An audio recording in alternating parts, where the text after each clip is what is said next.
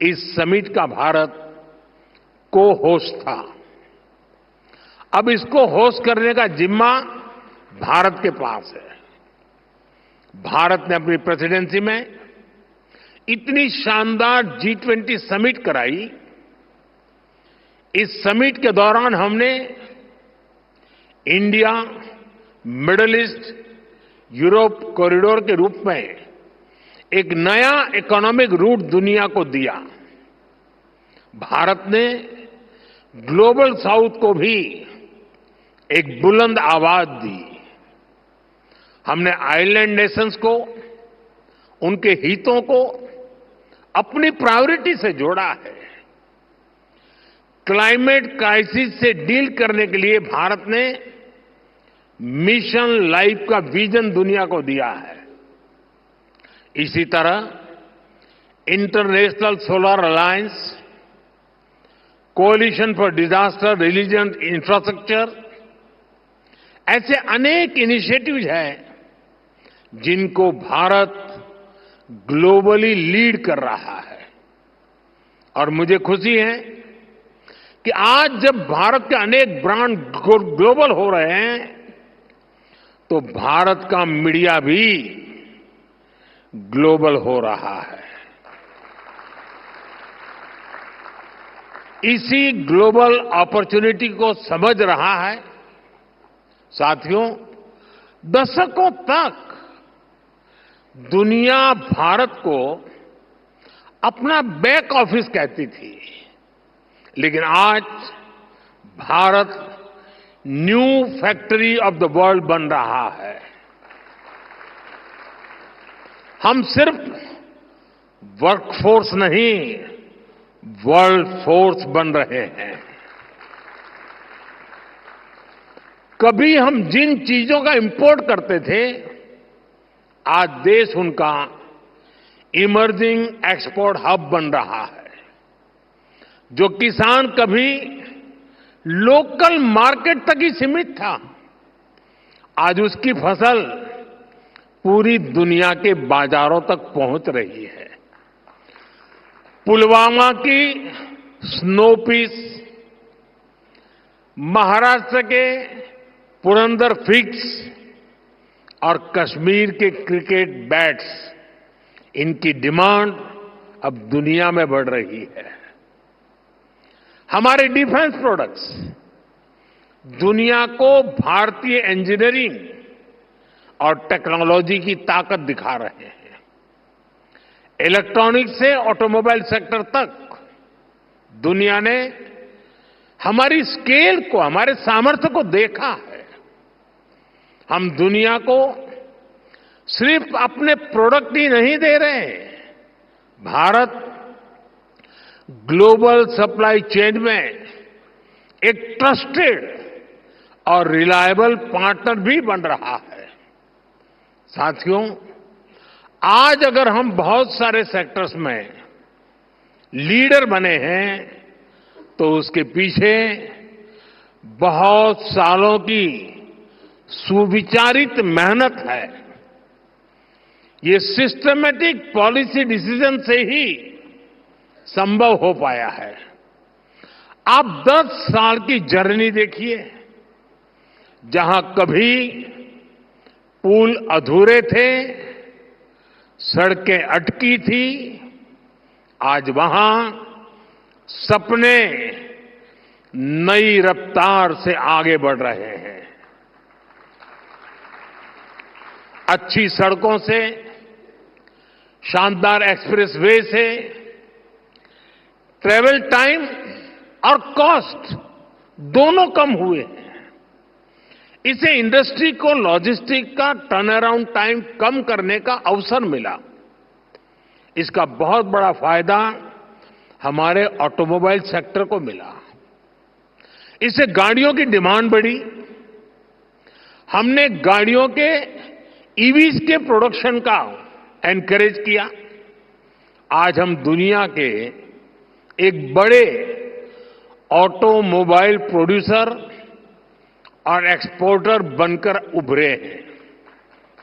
साथियों, ऐसा ही बदलाव इलेक्ट्रॉनिक्स मैन्युफैक्चरिंग में दिखा है। बीते दशक में 2.5 करोड़ से ज्यादा परिवारों तक पहली बार बिजली पहुंची। देश में बिजली की डिमांड बढ़ी, प्रोडक्शन बढ़ी, इससे इलेक्ट्रॉनिक इक्विपमेंट की डिमांड बढ़ी। हमने डेटा सस्ता किया तो मोबाइल फोन्स की डिमांड बढ़ी। ज्यादा से ज्यादा सर्विस मोबाइल फोन पर लेकर आए तो डिजिटल डिवाइसेज का कंजम्पशन और बढ़ा। इस डिमांड को अपॉर्चुनिटी में बदलकर हमने पीएलआई स्कीम जैसे प्रोग्राम शुरू किए। आज देखिए, भारत एक मेजर इलेक्ट्रॉनिक्स एक्सपोर्टर बन चुका है। साथियों, आज भारत बहुत बड़े टारगेट्स रख पा रहा है, उनको अचीव कर रहा है। तो इसके मूल में एक खास मंत्र है। ये मंत्र है मिनिमम गवर्नमेंट, मैक्सिमम गवर्नेंस। ये एफिशिएंट और इफेक्टिव गवर्नेंस का मंत्र है। यानी न सरकार का दखल, न सरकार का दबाव। मैं आपको एक दिलचस्प उदाहरण देता हूं। बीते एक दशक में हमने करीब 1,500 ऐसे कानूनों को खत्म किया है जो अपना महत्व खो चुके थे। 1,500 कानून खत्म करना बहुत बड़ी बात है। इनमें से बहुत सारे कानून अंग्रेजी शासन के दौरान बने थे। अब मैं कुछ आपको आश्चर्य होगा सुनकर के, एक कानून था ड्रामेटिक परफॉर्मेंस एक्ट। ये कानून अंग्रेजों ने 150 साल पहले बनाया था। तब अंग्रेज चाहते थे कि ड्रामा और थिएटर का उपयोग तब की सरकार के खिलाफ ना हो। इस कानून में प्रावधान था कि अगर पब्लिक प्लेस में 10 लोग डांस करते मिल जाएं तो उन्हें गिरफ्तार किया जा सकता है। और ये कानून देश आजाद होने के बाद 75 साल तक चलता रहा है। यानी शादी के दौरान बारात भी निकले और 10 लोग डांस कर रहे हो तो दूल्हा सहित पुलिस उनको अरेस्ट कर सकती थी। ये कानून आजादी के 70-75 साल बाद तक चलने में था। ये कानून हमारी सरकार ने हटाया। अब चलो भाई, 70 साल तक ये कानून हमने झेला। मुझे उस समय की सरकार, उन नेताओं से कुछ कहना नहीं है, यहां बैठे भी हैं। लेकिन मुझे ज्यादा तो ये लुटियन जमात पर आश्चर्य होता है। ये खान मार्केट गैंग पर आश्चर्य हो रहा है। ये लोग 75 साल तक ऐसे कानून पर चुप क्यों थे? ये जो आए दिन कोर्ट जाते रहते हैं, पीआईएल के ठेकेदार बने फिरते हैं, ये लोग क्यों चुप थे? तब उनको लिबर्टी ध्यान नहीं आती थी क्या? अगर आज कोई सोचे मोदी ऐसा कानून बनाता तो क्या होता?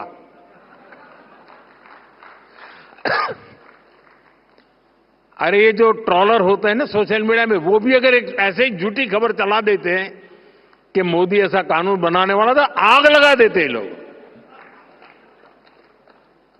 मोदी के बाल नोच लेते। साथियों, ये हमारी सरकार है जिसने गुलामी के कालखंड के इस कानून को खत्म किया। मैं एक और उदाहरण देता हूं बैम्बू का। बैम्बू हमारे आदिवासी क्षेत्र में खास करके ट्राइबल एरियाज की और खास करके नॉर्थ ईस्ट की तो लाइफलाइन है। लेकिन पहले बांस काटने पर भी आपको जेल भेज दिया जाता था। बांस काटने पर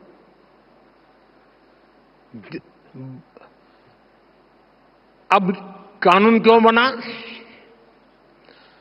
अब मुझे कोई भी, मैं आपसे पूछूं भाई, मैं अगर आपको पूछूं कि बांस ये वृक्ष है, ट्री है क्या?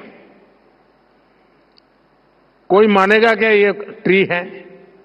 कोई मानेगा ये वृक्ष है? आपको आश्चर्य होगा, आजादी के 70 साल के बाद भी मेरे देश की सरकार ये मानती थी कि बाम्बू ये पेड़ है, वृक्ष है, और इसलिए वृक्ष काटने से जैसे मनाई थी वैसी बाम्बू काटने से बढ़ाई थी। हमारे देश में एक कानून था जो बांस को ट्री मानता था और सारे ट्री के कानून इस पर लगते थे। इसको काटना मुश्किल था। हमारे पहले के शासकों को समझ ही नहीं आया कि बांस पेड़ नहीं है। अंग्रेजों के अपने इंटरेस्ट हो सकते थे, लेकिन हमने क्यों नहीं किया? बांस से जुड़े दशकों पुराने कानून को भी हमारी ही सरकार ने बदला। साथियों, आपको याद होगा 10 साल पहले तक आईटीआर भरना किसी सामान्य व्यक्ति के लिए कितना मुश्किल था। आज कुछ ही पलों में आप आईटीआर फाइल करते हैं और रिफंड भी कुछ ही दिनों में अकाउंट में सीधा जमा हो जाता है। अब तो इनकम टैक्स को जुड़े कानून को और आसान बनाने का प्रोसेस संसद में चल रहा है। हमने 12 लाख रुपए तक की इनकम को टैक्स फ्री कर दिया। हाँ, अब ताली बजी। आपको बाम्बू में ताली नहीं बजी क्योंकि वो आदिवासियों का है।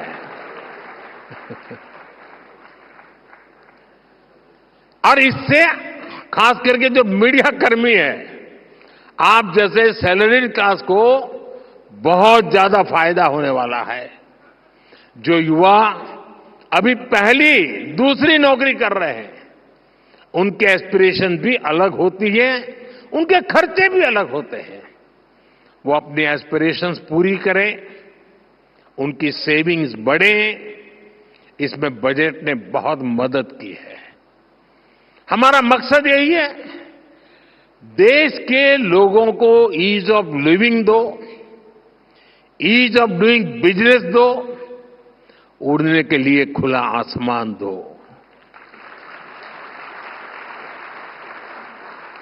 आज देखिए, जियो स्पेशियल डेटा का फायदा कितने सारे स्टार्टअप्स उठा रहे हैं। पहले अगर किसी को मैप बनाना होता था तो सरकार की परमिशन लेनी पड़ती थी। हमने इसको बदला और आज हमारे स्टार्टअप्स, प्राइवेट कंपनियां इस डेटा का बेहतरीन उपयोग कर रही हैं। साथियों, दुनिया को जीरो का कंसेप्ट देने वाला भारत आज इन्फिनिट इनोवेशंस की धरती बन रहा है। आज भारत सिर्फ इनोवेट ही नहीं कर रहा, बल्कि इंडोवेट भी कर रहा है। और जब मैं इंडोवेट कह रहा हूं तो इसका मतलब है इनोवेटिंग द इंडियन वे। इंडोवेशन से हम ऐसे सॉल्यूशंस बना रहे हैं जो अफोर्डेबल हो, एक्सेसिबल हो, एडेप्टेबल हो। हमने इन सॉल्यूशंस की गेट कीपिंग नहीं की है, बल्कि इन्हें पूरी दुनिया को ऑफर कर दिया है। जब दुनिया एक सिक्योर और cost effective digital payment system चाहती थी, हमने यूपीआई की व्यवस्था बनाई। मैं प्रोफेसर कार्लोस मोंटेस को सुन रहा था। वो यूपीआई जैसी टेक्नोलॉजी के पीपल फ्रेंडली स्वरूप से काफी प्रभावित दिखे। आज फ्रांस, यूएई, सिंगापुर जैसे देश यूपीआई को अपने फाइनेंशियल इकोसिस्टम में इंटीग्रेट कर रहे हैं। आज हमारे digital public infrastructure India stack से जुड़ने के लिए दुनिया के कई देश एग्रीमेंट्स कर रहे हैं। कोविड पैंडेमिक में हमारी वैक्सीन ने दुनिया को भारत के क्वालिटी हेल्थ केयर सॉल्यूशंस का मॉडल दिखाया। हमने आरोग्य सेतु ऐप को भी ओपन सोर्स किया ताकि दुनिया को इसका लाभ मिले। भारत स्पेस की एक बड़ी पावर है। हम दूसरे देशों की स्पेस एस्पिरेशन को अचीव करने में भी मदद कर रहे हैं। Bharat AI for public good पर भी काम कर रहा है और अपना एक्सपीरियंस, अपने एक्सपर्टाइज दुनिया के साथ भी शेयर कर रहा है। साथियों, आईटीबी नेटवर्क ने आज बहुत सारी फेलोशिप शुरू की है। भारत का युवा विकसित भारत का सबसे बड़ा लाभार्थी है और सबसे बड़ा स्टेक होल्डर भी है। इसलिए भारत का युवा हमारी बहुत बड़ी प्राथमिकता है। नेशनल एजुकेशन पॉलिसी ने बच्चों को किताबों से आगे, कहीं और आगे बढ़कर सोचने का अवसर दिया है। मिडिल स्कूल से ही बच्चे कोडिंग सीखकर एआई और डेटा साइंस के फील्ड के लिए तैयार हो रहे हैं। अटल टिंकरिंग लैब्स बच्चों को इमर्जिंग टेक्नोलॉजीज का हैंड्स ऑन एक्सपीरियंस दे रही है। इसलिए इस साल के बजट में हमने 50,000 नई अटल टिंकरिंग लैब्स बनाने का ऐलान किया है।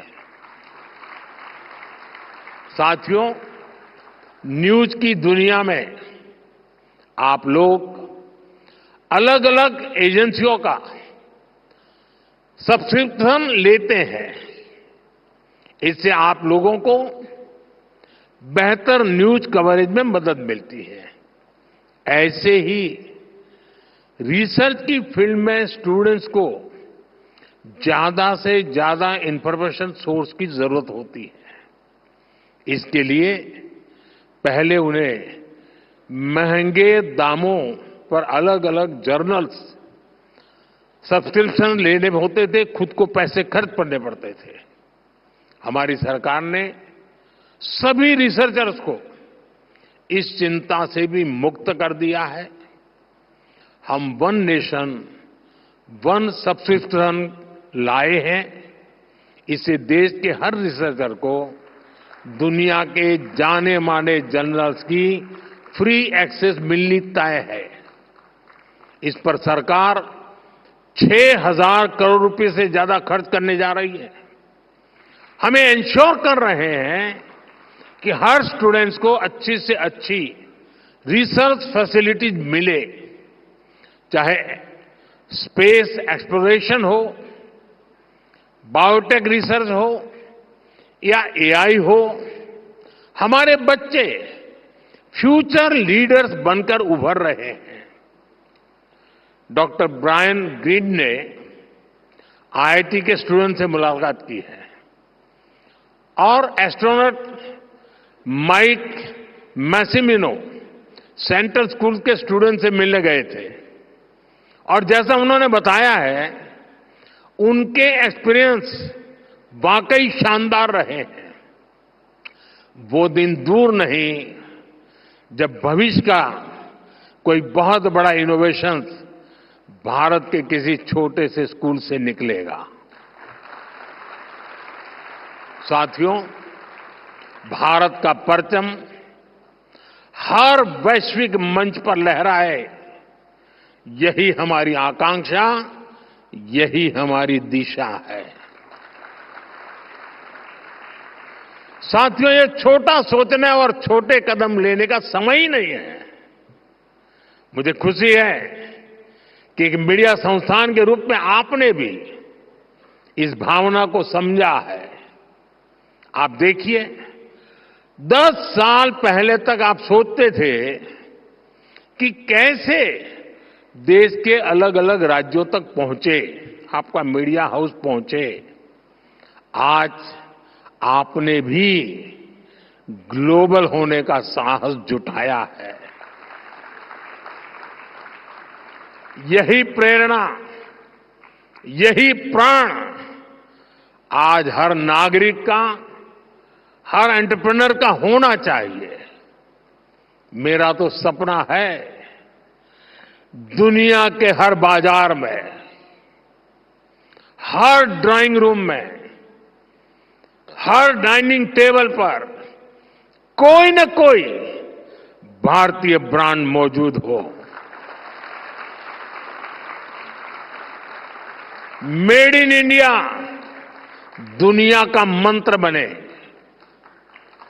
कोई बीमार हो तो वो हील इन इंडिया के बारे में पहले सोचे। किसी को शादी करनी हो तो वेड इन इंडिया पर पहले विचार करे। किसी को घूमना फिरना हो तो लिस्ट में सबसे ऊपर भारत को रखे। कोई कॉन्फ्रेंस करना चाहे, एग्जीबिशन लगाना चाहे तो सबसे पहले भारत आए। कोई कंसर्ट कराना चाहे तो सबसे पहले भारत को चुने। ये ताकत, ये पॉजिटिव एटीट्यूड हमें खुद में पैदा करना है। इसमें आपके नेटवर्क की, आपके चैनल की बड़ी भूमिका होगी। संभावनाएं अनंत है जब हमें अपने साहस और संकल्प से इन्हें हकीकत में बदलना है।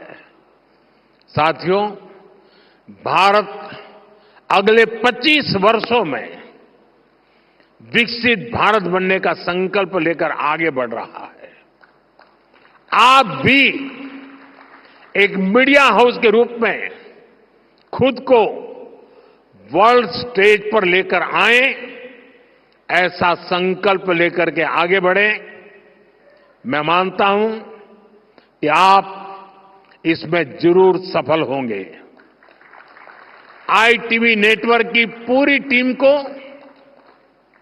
मैं फिर एक बार ढेर सारी शुभकामनाएं देता हूं और देश और दुनिया से जो पार्टिसिपेंट्स आए हैं, मैं उनका भी अभिनंदन करता हूं। उनके विचारों ने जरूर एक सकारात्मक सोच को बल दिया है। मैं इसके लिए भी, क्योंकि भारत का गौरव बढ़ता है तो हर भारतीय को आनंद होता है, गर्व होता है, और इसके लिए मैं उन सब का भी बहुत बहुत धन्यवाद करता हूं। नमस्कारम।